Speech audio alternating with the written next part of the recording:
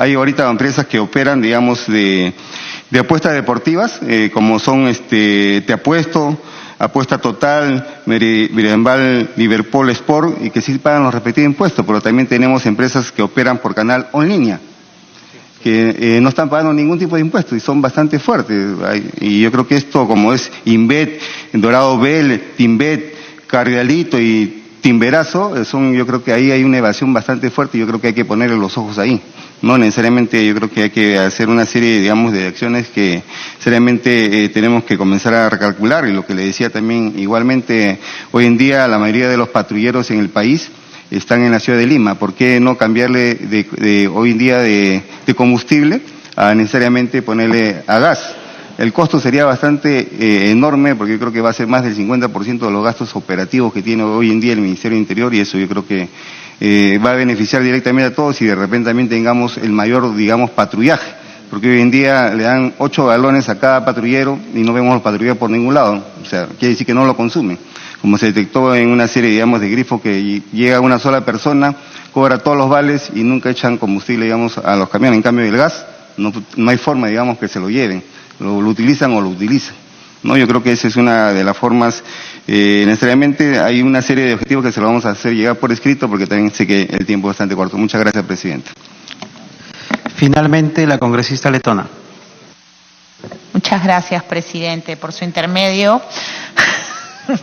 Darle la bienvenida al Premier y a los ministros que le acompañan, así como a los colegas. Voy a ser bien breve, presidente. En primer lugar, respecto a la presentación del ministro Tuesta, cuando hablamos de productividad y crecimiento sostenido, tengo ahí una duda, una inquietud más que un cuestionamiento. Y se dice que la productividad está asociada necesariamente a cómo el trabajador cada vez está más capacitado, lo cual además genera competitividad. Y lo que hemos visto es que justamente una de las causas de la alta informalidad y la consecuente baja productividad es que no tenemos mano de obra calificada. Y en una oportunidad con el ministro de Trabajo, el ministro Sánchez, vimos la posibilidad de analizar un régimen especial para los ninis, nuestros jóvenes que no trabajan ni estudian, los que no hacen nada y están ausentes en la regulación. Entonces, ministro, en esa lógica es que cuando hablamos en el pedido de facultades delegadas de crear políticas de productividad y crecimiento sostenido, sería bueno que se pueda evaluar un régimen ad hoc para este caso. Eso es respecto a su presentación. En el caso de la presentación que tiene que ver con el tema de modernización de la gestión del Estado, yo estaba leyendo que en el ítem A, en la exposición de motivos, se señala que se revisará la ley del servicio civil.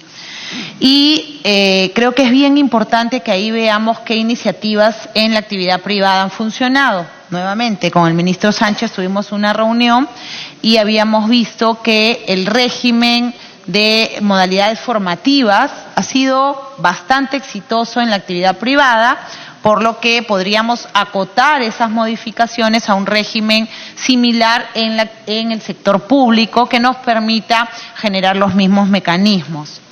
Después, en el ítem B, donde se refieren a la mejora de la actuación administrativa del Estado en lo relativo a supervisión y fiscalización, el congresista Torres hizo mención a una serie de ejemplos y la clásica ha sido el tema de los brevetes.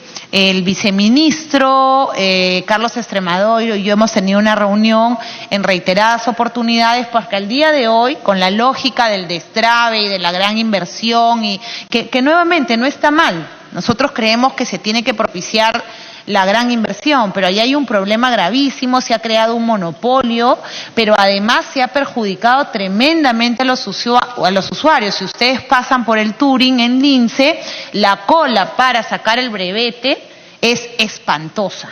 Y solamente hay un proveedor, se estima que se va a designar o se va a descentralizar esta función a las regiones y no hemos avanzado nada. Entonces, yo sí les pediría que cuando hablamos de modernizar, mejorar la actuación administrativa del Estado, en la flexibilización o en la reducción de requisitos, seamos conscientes que ese título habilitante, en este caso denominado brevete, nos da licencia para matar. no nos da licencia para conducir. Estamos en la vida humana que está expuesta a un accidente de tránsito, es la contraparte de ese título habilitante. Y en esos casos no puede haber un relajamiento tan grande de requisitos. Porque lo que estamos haciendo hoy, al decir que el brevete es indefinido, es darle a las personas que obtuvieron en forma ilícita, en muchos casos, la autorización, el brevete, un brevete de por vida, sin ningún mecanismo de renovación que les exija nuevos requisitos. Yo sí les pediría, señor Premier, por su intermedio, presidente, que este tema se revise a la brevedad porque es un problema en nuestro país. Los accidentes de tránsito son causados en más de un 80% por culpa de los conductores. Y lo que estamos haciendo nosotros, bajo la excusa de modernizar la gestión del Estado y todo lo que dice aquí, es darle un brevete a personas no calificadas de por vida. Yo sí pediría ahí un tratamiento diferenciado. En lo que se refiere al punto D, reorganizar y delimitar competencias y regulaciones entre entidades públicas del gobierno nacional y o subnacional, acogiendo también lo que dice el congresista Trujillo, que la necesidad de dejar de llamar gobierno subnacional y referirnos a los gobiernos locales y regionales, es bien importante que acá haya un tema específico. Y no lo digo por la bancada de Fuerza Popular, que nosotros hemos sido claros en que vamos a evaluar técnicamente, pero hay pues un sesgo en determinada facción del Congreso con el proceso de descentralización y las competencias asumidas. Veámoslo de eso en un tema más de largo plazo, en mejoras a la ley de bases de la descentralización, pero creo que acá va a ser bien importante observar debidamente las competencias que están establecidas por ley orgánica. ¿Qué más? Y finalmente, en lo que se refiere a los tribunales, hay un ítem que se refiere al fortalecimiento de las regulaciones. Aquí tenemos un problema con los tribunales administrativos, ¿ya? El Tribunal Fiscal tiene aproximadamente 14.000 expedientes. El avance al 31 de marzo, según data del Tribunal Fiscal, es del 50% en condiciones que no son óptimas, no solo para las personas que trabajan ahí, sino para las que llegan a esta instancia. Resolver estas controversias, señor Premier, a través suyo, presidente, representa el 1% del Producto Bruto Interno. Si logramos ampliar la cantidad de salas en un máximo de 6 meses, la carga de estos expedientes podría ser reducida significativamente. Lo mismo ocurre en el Tribunal del OCE. Tiene una carga de resolución de los expedientes de apelación de los procesos de contratación pública para grandes cuantías y sanción a proveedores que a la fecha la tramitación de estos expedientes se hace en papel, reducidos espacios de trabajo, problemas en la organización de los expedientes, no cuentan con capacidad instalada suficiente, personal y herramientas para atender esta carga y que deviene de años anteriores y que implica necesariamente la imposición de una sanción que finalmente o se impone mal o nunca llega. Y en el caso del Tribunal de Indecopi la situación no es distinta. También hay un problema de gestión y operación a nivel de los órganos colegiados, las comisiones, que tramitan previamente los expedientes antes de ingresar al tribunal. Por ello, necesitamos implementar medidas que optimicen y fortalezcan a los tribunales administrativos del Estado peruano, considerando que no están cumpliendo con sus funciones a cabalidad, y podría incorporarse un punto que fortalezca la gestión institucional de la actuación administrativa de tribunales administrativos y o órganos colegiados con el propósito de lograr una atención oportuna de expedientes administrativos que redunden en la mejora de la calidad del servicio a favor del administrado. Muchas gracias, congresista Letona. Sí, para dar el uso de la palabra al ministro de Economía, solamente darle también un tema puntual. El ministro de Economía ha establecido de que no se tocará el impuesto a la renta de personas naturales. Entonces, lo que queremos entender que esto no se debería delegar las facultades.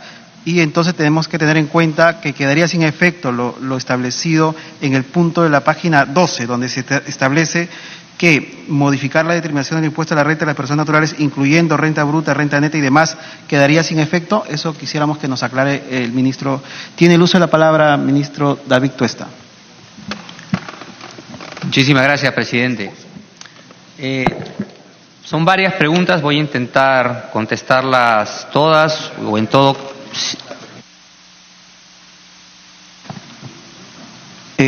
Colega Lescano, lo más breve, por favor. Gracias. Presidente, yo quisiera añadir un tema que es también importante para la población, que son los incrementos del servicio de agua potable y alcantarillado. En los últimos tiempos ha subido 26% las tarifas, 26%. Algunos dicen es insuficiente, no sé, pero que la población protesta permanentemente. Sin embargo, ministro, las grandes empresas que utilizan abundantemente agua no pagan un solo centavo de tarifa, sobre todo del uso de las aguas subterráneas. Podrían estar pagando 10 veces más de lo que pagan para ampliar la cobertura de agua y, en fin, para hacer todo lo demás. Pero es un tema que nadie quiere tocar. Las que hacen gaseosas, las que hacen cerveza, no pagan nada del agua subterránea. Y usted sabe, el agua subterránea también es de propiedad del Estado. Sin embargo, ahí tenemos una gran pérdida. No solamente pagan un derecho ECANO, dice, para monitoreo del agua. Entonces le pediría, señor ministro, perdóneme un segundito, que le dé una vista. Lescano, sí. La congresista Salgado está proponiendo una cuestión de orden. Terminaré con la idea para que el ministro... Sea breve, por favor. Sí, para que el ministro de Economía pudiera ver también esto, que tiene que ver también con estos pedidos que nos están haciendo para dictar leyes el nuevo gabinete del gobierno. Gracias, señora presidenta. Gracias, ministro de Economía. De orden, congresista Salgado. Sí, la cuestión de orden es porque estamos en el primer bloque y son un cuarto para las 3 y luego nosotros tenemos citación también para consejo directivo. Sugeriría que las respuestas del primer bloque se den ahora. Y yo no sé, señora presidenta, porque aquí somos varios del consejo directivo, sin la presencia de los congresistas del oficialismo, esto se va a quedar vacío. Entonces yo creo que podríamos reprogramar para el segundo bloque, porque o se quedan 2 o 3 congresistas con el ministro o usted. Entonces yo planteo esto porque las respuestas del primer bloque sí podríamos recibirlo ahora. Y sería bueno que usted tome el nombre de quienes estamos aquí, porque esta es una reunión muy importante y luego cuando vamos al pleno empiezan las quejas, ¿no? Entonces, pero sugiero que la respuesta a los señores ministros la den del primer bloque, señora presidenta. Gracias, congresista Salgado. Vamos a pasar una lista nominal. Congresista Johnny Lescano, congresista Alberto Quintanilla, congresista Carlos Domínguez, congresista Gilmer Trujillo, congresista Miguel Ángel Torres, congresista Rolando Reate, congresista Lourdes Alcorta, congresista Jorge El Castillo, congresista Luz Salgado Rubianes, congresista Úrsula Letona. Tenemos quórum, así que vamos a terminar este primer bloque. Vamos a pedirle a la Secretaría Técnica que haga las coordinaciones, a ver si en la tarde vamos a tener quórum para coordinar con el Premier y sus ministros la presentación. Premier, puede hacer uso de la palabra. Gracias, presidenta. Presidenta, permítame por las características de los 2 temas que hemos tocado, reforma del Estado y la parte de política tributaria y financiera, darle primero la palabra al ministro David Tuesta, por lo que al final lo que él plantea, ¿no es cierto? Yo voy a cerrar cómo estas reformas que está planteando el ministerio encaja dentro de la política de reforma del Estado. Gracias, Premier. Ministro Tuesta. Muchas gracias, presidenta. Por su intermedio, voy a intentar organizar las respuestas, las que requieran quizá un mayor detalle. Nos comprometemos a entregarlas por escrito, pero al menos intentar dar una síntesis de las mismas, ¿no? Aunque no es el tema de las facultades, pero como se ha mencionado de manera recurrente y evidentemente es parte de la preocupación ciudadana, quería comenzar tocando el tema del impuesto selectivo al consumo. Efectivamente, si recuerdan, como mencioné en varias oportunidades, la situación fiscal en la que nos encontramos. Y el día de hoy también hice una mención clara, creo yo, en mi presentación, respecto a la pérdida recaudatoria de casi 4 puntos del Producto Bruto Interno, lo cual requiere pues acción inmediata. Efectivamente, yo también simpatizo con varias de las propuestas, incluso, aunque les sorprenda a algunos, coincido también con el congresista Lescano, ¿no?, respecto a puntos específicos de que hay que recaudar a las grandes empresas, hay que una serie de aspectos que indignan a la población y me indignan a mí también, por supuesto, ¿no? Pero son temas que estamos abordando, eso sí, dentro de las facultades, y vamos a mencionar específicamente cuando hablamos de la evasión, de la elusión, pero estas cosas pues demoran, no son inmediatas, no son inmediatas, van lento.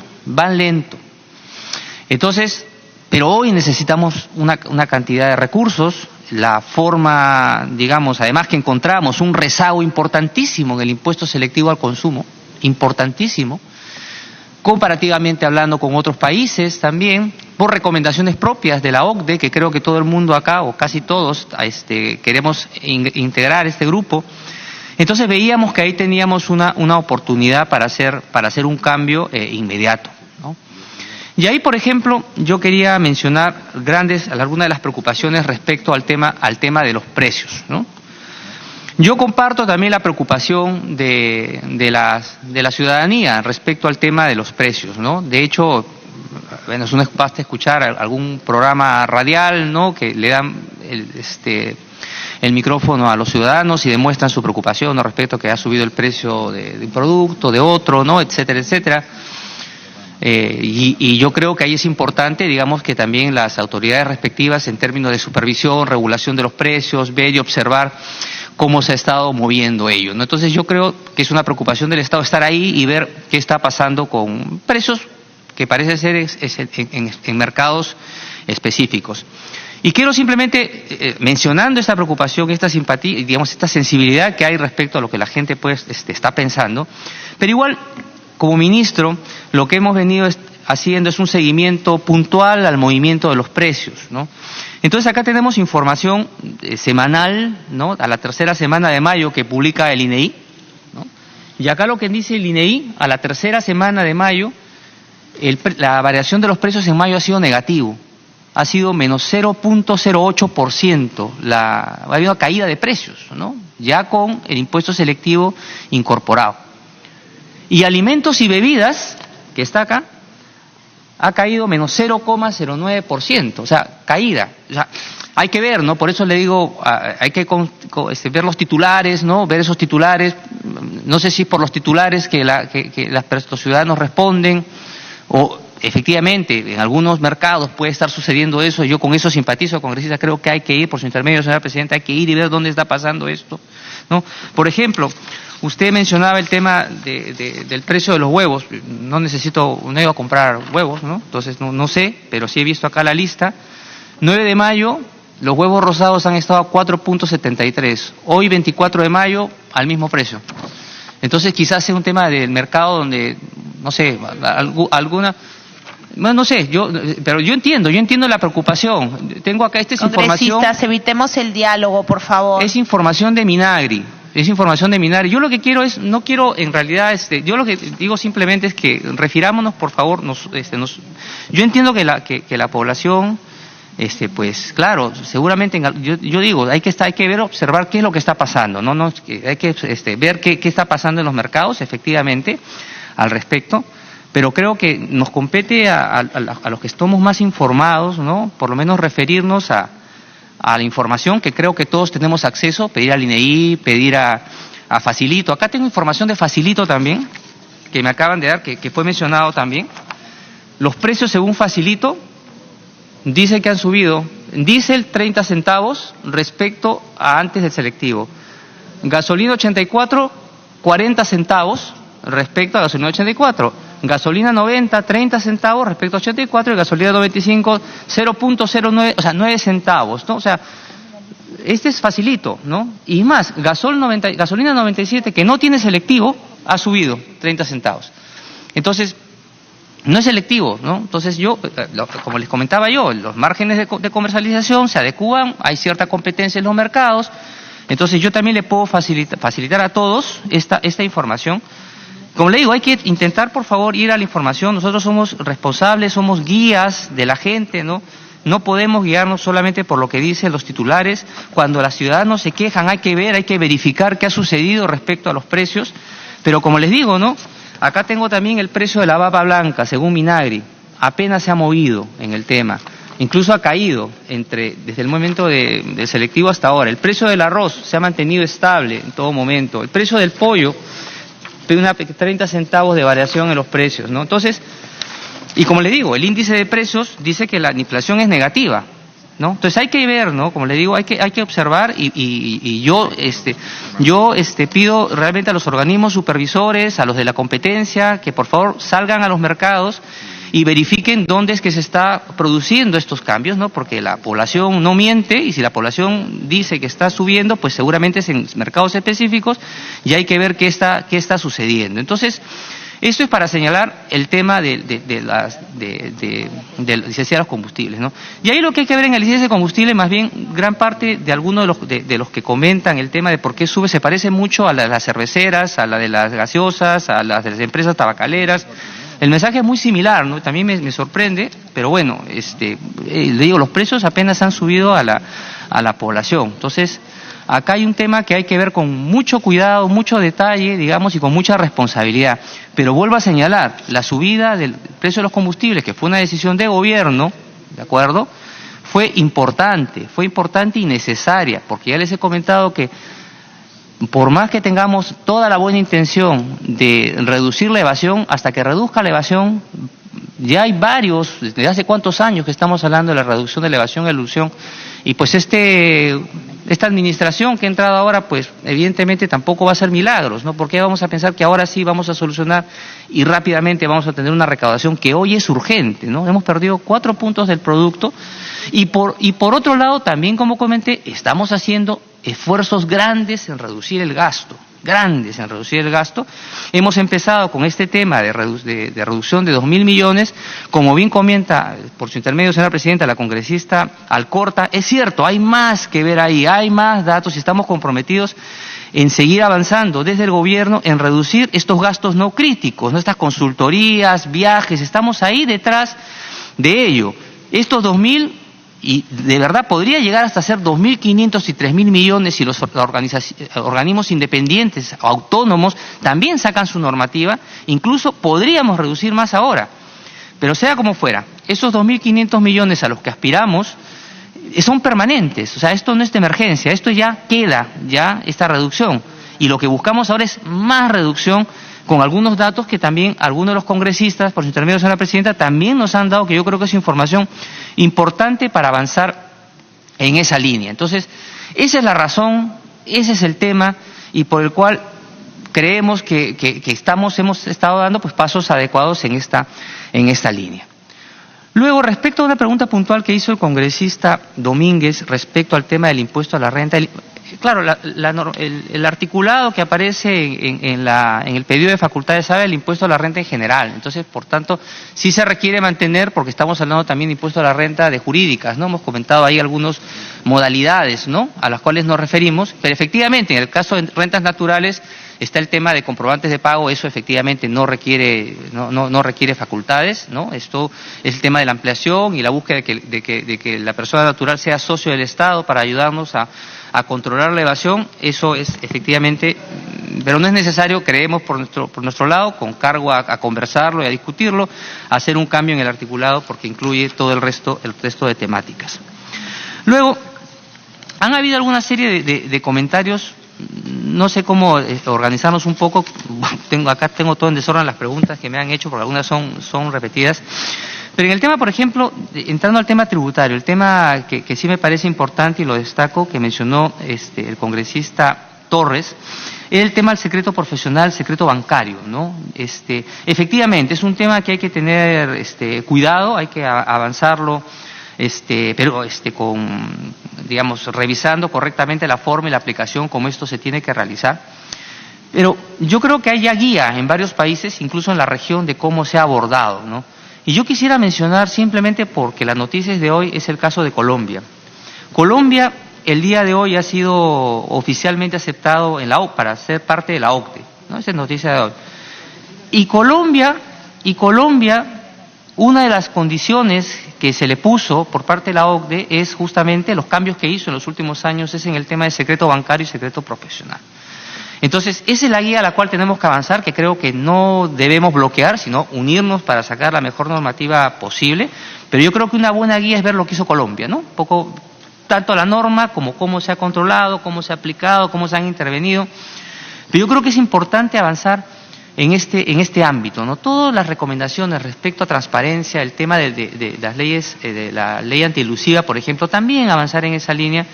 Como bien menciona el congresista Torres, efectivamente, que él comenta que ha estado impulsando este tema, es que es de enorme preocupación, ¿no? Porque cuando uno ve el mapa de países que tienen leyes antielusivas, Perú aparece como un pedacito de países al lado de Paraguay, de Bolivia, de Ecuador, y todo el resto de países tienen leyes antielusivas. Entonces parecemos como una especie de isla o paraíso elusivo en el mundo, ¿no? Entonces eso no nos deja bien parados.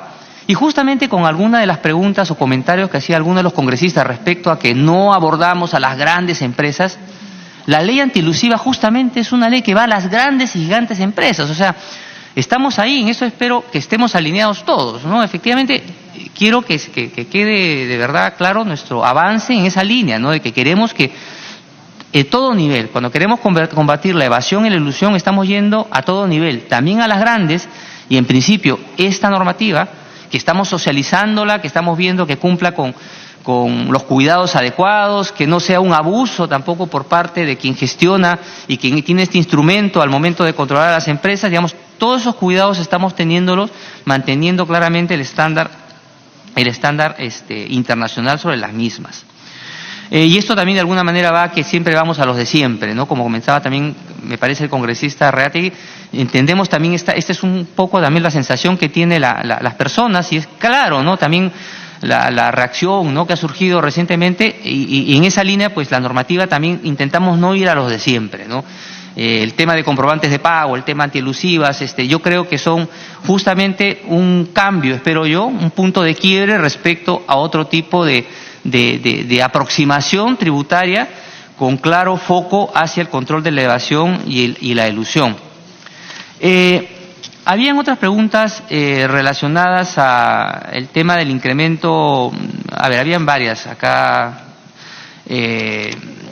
El tema de informalidad tributaria, ¿no?, que mencionaba el congresista Costa, ¿no?, Gino Costa. Efectivamente, ¿no?, en el tema del tema de evasión tributaria, lo que queremos es trabajarlo junto con la mesa que está trabajando el tema de ampliación de base tributaria, porque creemos que es un tema que no debe partir desde, o sea, digamos, el detalle específico de cómo trabajar desde el Ejecutivo, por todas las implicaciones que tiene desde un punto de vista social, político, también tiene aspectos relacionados a temas constitucionales que hemos comentado en su momento.